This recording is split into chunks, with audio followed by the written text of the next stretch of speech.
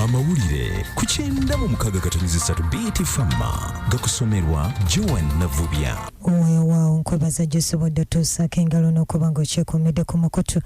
Gavumenti eramula kuneesabiddwa okusaawa engassi ya buwombi bwa ssente za kuno 10 oba okusibwa amayisa eri omuntu yenna anaasangibwa ng'omusango gw'okukolerera HC omuli n'ebibwatuka ebyokulwanyisa ne fireworks nga gumusse mu V.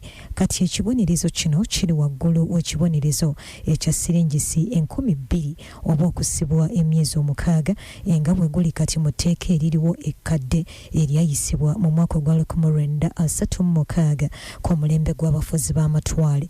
Minisita omubeezi ow'ensonga z'omunda David Muhoozi yayanjudde mu Parliament ebbago ly'etteeka ku by'okulwanyisa ebibwatuka erimanyiddwa nga Explosive Bill 2023. Omukubiriza w'olukiiko lw'eggwanga olukulu Anita agobye ennongooseriza ezaakolebwa ssaabawandiisi w'ekibiina kya FDC Nandala Mafabi eyagoba omubaka wa Kira Ssemujju Nganda mu yafeesi y'obwannampala bwa FDC.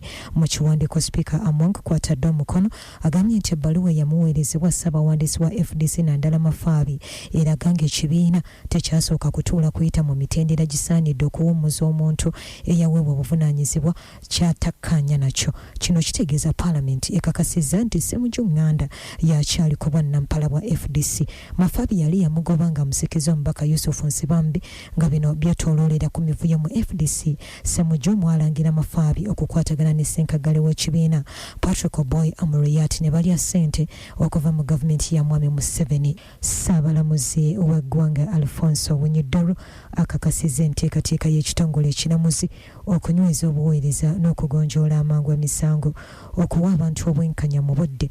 Buno bwe bubaka bwe ku nteekateeka y'ekitongole ekiramuzi ng'efulumya abalamuzi 96 beeweereza mu kkooti ez'enjawulo kw'ossa n'okukyusa abalala 74 mu balamuzi abapya 96 bano abamu basindikiddwa mu kkooti empya ezatondebwawo mu bitundu eby'enjawulo okuli ey'Ettoroma, Ishongololo, Busesa, Ndaija, Rohama, Kiyunga, Kyannamukaka, Kasanda, Kakindo n'ebifo ebirala. Okutaasa obutonde ekitongole kya NEMA kitutte embuga abantu 2 bavunaaniddwa mu kkooti ey'e Kabale kujja okusimwa omusenyu ku mugga Kiruluma ekitumba Kabale wabweru w'amateeka.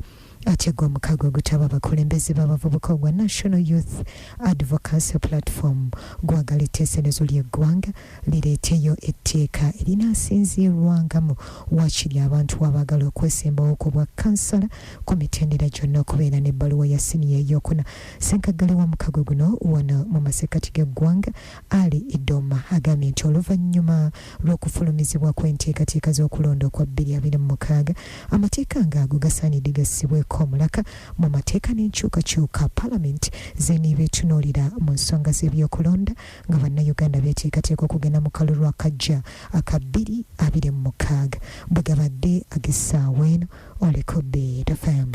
Ago ge gabadde amawulire ku 96.3 BT Fama.